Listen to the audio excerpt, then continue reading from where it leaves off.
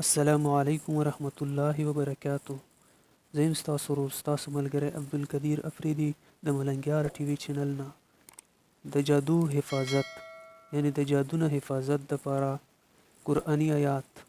اعوذ بالله من الشیطان الرجیم بسم الله الرحمن الرحیم فلما جاء السحرة قال لهم موسى ألقوا ما أنتم ملقون فلما ألقوا قال موسى ما جئتم به السحر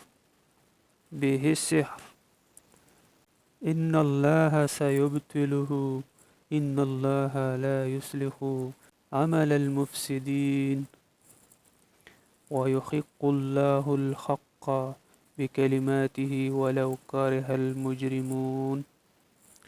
سورة یونس 81 نمبر آیات په 11مه سپاره کې.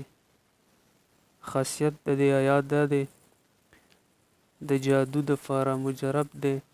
په چا چې کوم سړي جادو کړی وي نو هغه دې دا آیاتونه ولیکي او غاړه کې دې واچوي یا پلیټ باندې دې ولیکي او په هغې کس دې ووسکي، انشاءالله صحتمند به شي.